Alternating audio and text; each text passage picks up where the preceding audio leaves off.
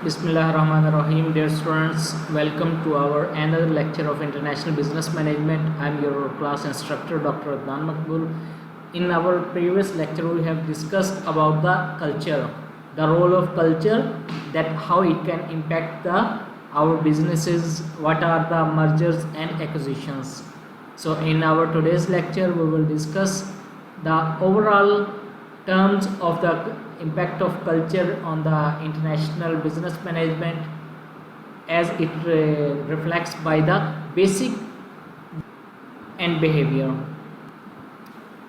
Except the mergers and acquisitions, we must also know about the centralization and decentralization decision making, as some countries their authority that belongs to the central government, and some of the countries their authority belongs to the provincial government or the district government. So that is why we need to know about the centralization and the idea of decentralization decision making. In some societies, top managers make all important organizational decisions. In others,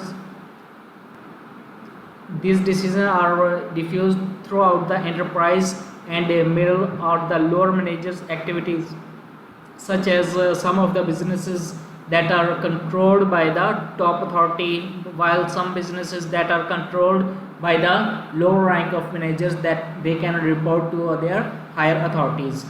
Safety and versus risk. In some societies, organizational decisions makers are risk adverse and have great difficulty with conditions of uncertainty. In other, risk taking and encouraged, and decision making under uncertainty is common.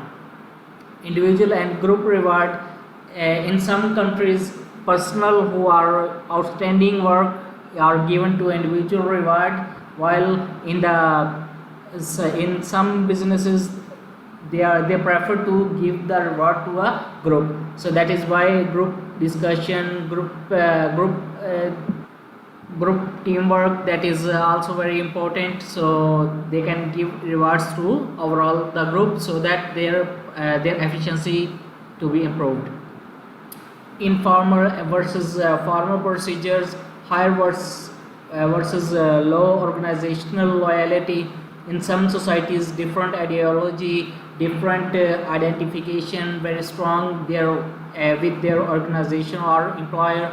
In others, people identify with their occupation group and engineer or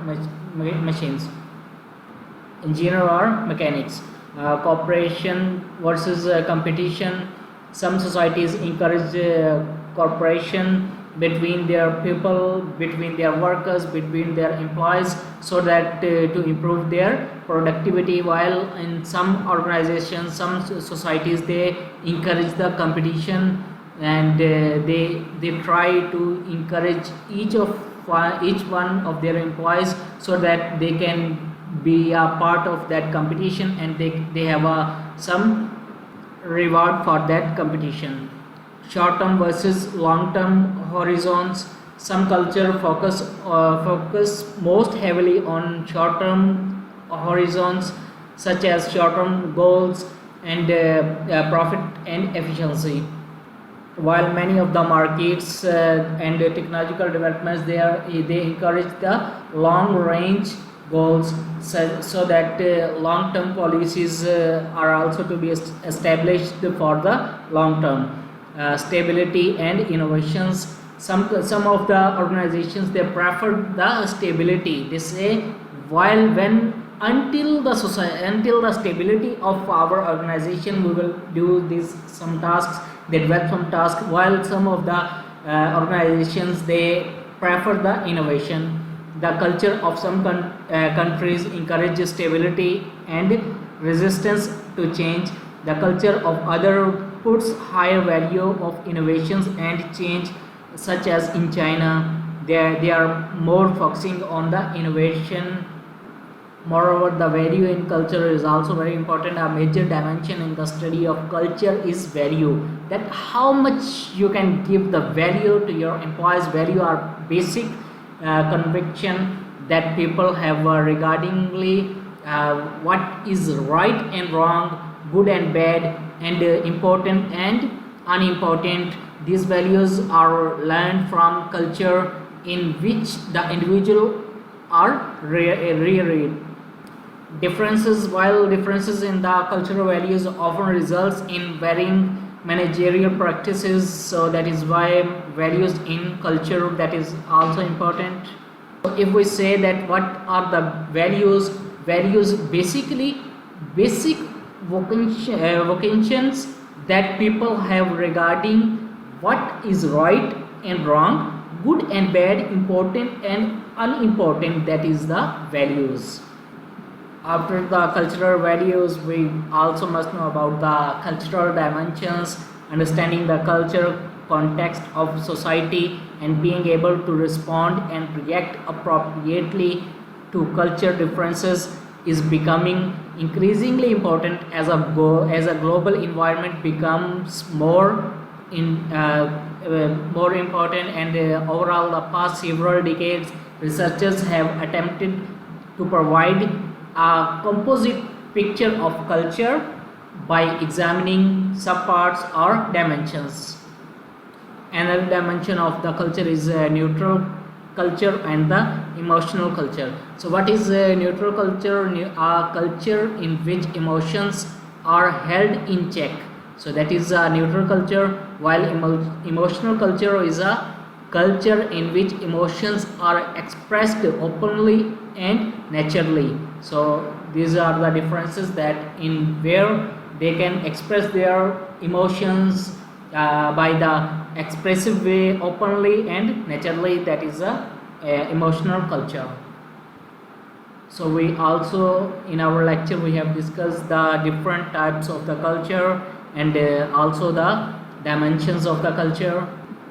There are several global cultural dimensions, phase 1 and many others. Uncertainty avoidance is defined as an extent to which members of an organization or society strive and to avoid uncertainty by reliance on social norms and the bureaucratic practices to elevate to alleviate the unpredictability of the future events. Power distance,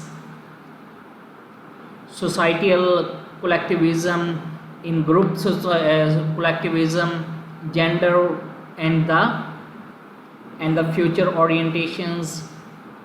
So here is a chart of identified dimensions where individuals, power distance, uncertainty avoidance, and collectivism in a group, power distance, uncertainty avoidance, gender, and the future orientation, that are all are they have shown there.